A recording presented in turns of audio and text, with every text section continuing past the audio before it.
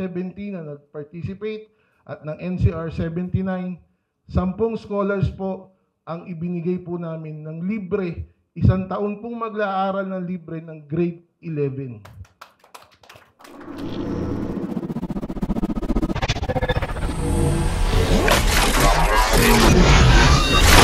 NGO TV Network.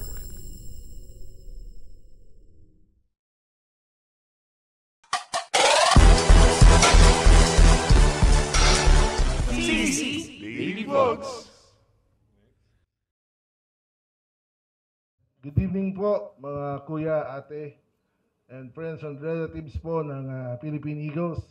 And welcome po sa Media Day and Team Orientation po ng Aguila Basketball League. Ano po ba ang Aguila Basketball League?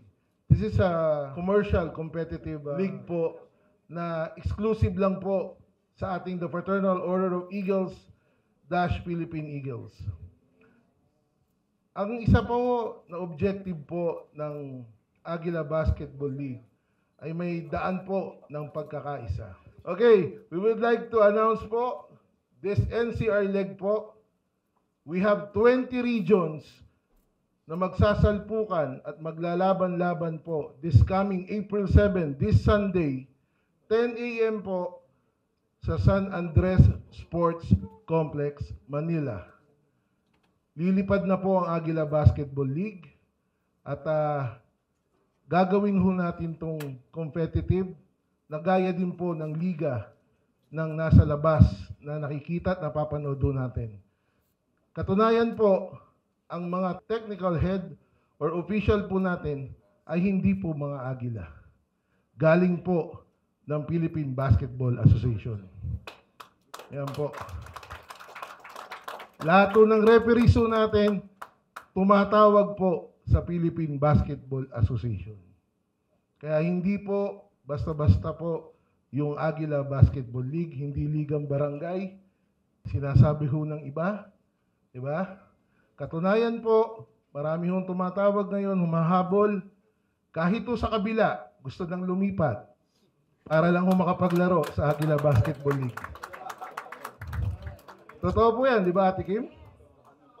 Kahit madaling araw, tumatawag sa akin. Gusto na po lumipat. Dahil doon sa kabila, walang basketball, walang Aguila Basketball League.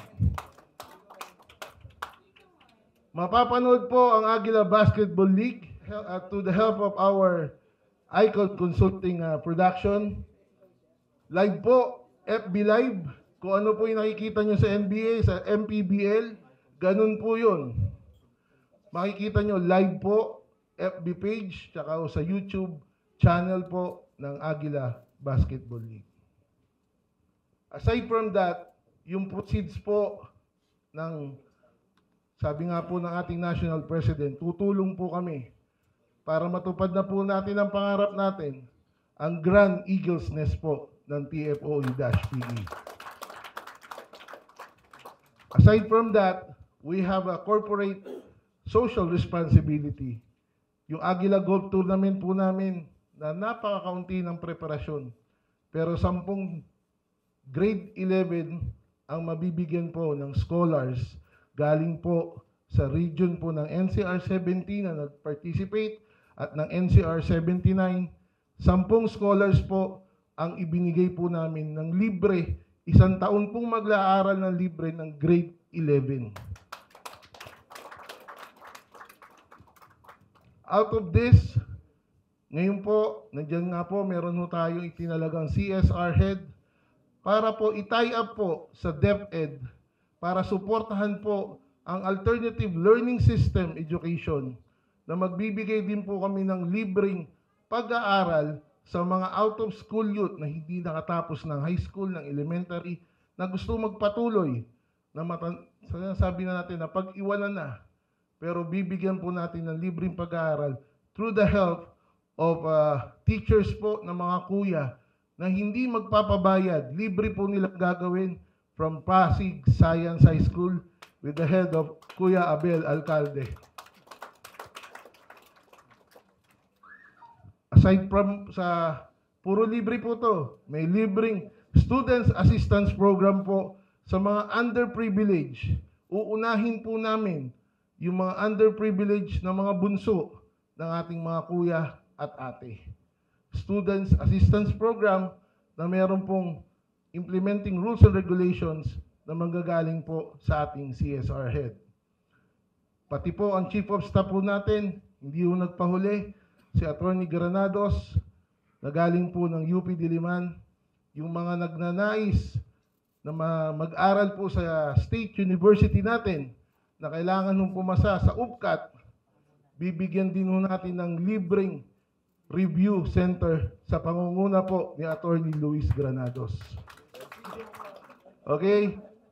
Aside from po, may libre po tayo this coming summer, ikakasa na po namin ang libreng basketball clinic na galing sa mga iba't ibang coaches po ng MPBL at ng PBA.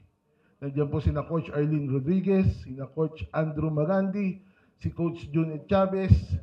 Tutulong-tulong po kami para po mapagbigay tayo ng libreng basketball clinic sa mga bunso. Wala pong bayad. May libre pa pong bola. Pasensya ka na po, Kuya Simon, yung bagong sponsorship head. Ikinukumit na kita rito sa mga libre na to. Okay? Marami pa pong pangarap ang National Sports Commission kasama po sa 8 points agenda po ng ating National President. Nung nag-usap naman po kami ng ating National President, ang hiling lang naman po niya, maging bahagi po kami na tumutulong sa komunidad. Sa bahagi po nito ng sports, hindi lang po sa aming corporate social responsibility, ay tutulong din kami sa kapwa Agila natin. Sasaglit kaming tutulong din po sa Triple D, sa Alalayang Agila, para matupad din po natin yung ating objective na tumulong, tumulong, at tumulong. Kaya samahan niyo po kami sa April 7. Lilipad na po ang Agila Basketball League. Maraming salamat po. Mabuhay ang Agila!